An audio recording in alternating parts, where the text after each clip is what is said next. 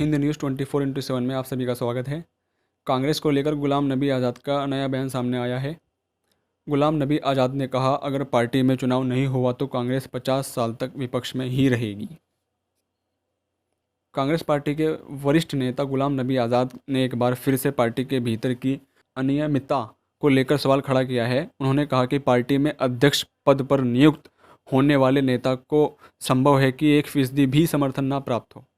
उन्होंने कहा कि कांग्रेस वर्किंग कमेटी और अहम संगठन के पदों जैसे प्रदेश अध्यक्ष, जिलाध्यक्ष, ब्लॉक अध्यक्ष का चुनाव होना चाहिए।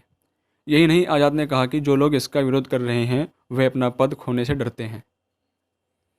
आज़ाद ने अपना पक्ष रखते हुए कहा, मंशा कांग्रेस को मजबूत करने की थी। मैं पिछले 34 साल से कार्य समिति में हूँ। जिनको कुछ भी नहीं मालूम है और अपॉइंटमेंट वाला कार्ड मिल गया है, वो सब विरोध करते हैं, वो सब बाहर जाएंगे। उन्होंने कहा कि अगर कांग्रेस पार्टी को 50 सालों तक विपक्ष में बैठना है तो CWC में चुनाव मत कराओ।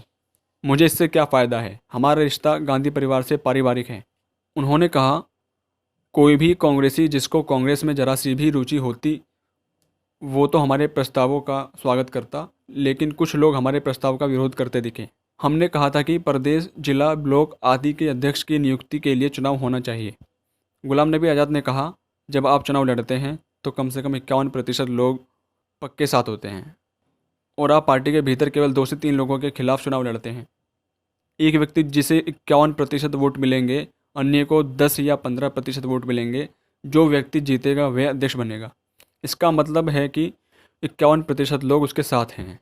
चुनाव का लाभ है कि जब आप चुनाव लड़ते हैं तो कम से कम आपकी पार्टी के 51% लोग आपके साथ खड़े होते हैं। अभी अध्यक्ष बनने वाले व्यक्ति के पास 1% समर्थन भी नहीं हो सकता। यदि CWC के सदस्य चुने जाते तो उन्हें हटाया नहीं जा सकता। ऐसे में समस्या क्या है? गुलाम नबी आज़ाद ने कहा, शुरुआत में उन्हें राहुल गांधी को पत्र से समस्या थी। बाद में सोनिया गांधी और राहुल गांधी ने 1 महीने के अंदर चुनाव आयोजित करवाने की बात कही, लेकिन कोविड-19 महामारी के चलते ये संभव नहीं है। इसलिए हमने सोनिया गांधी से 6 महीने के लिए अंतरिम अध्यक्ष बने रहने के लिए कहा।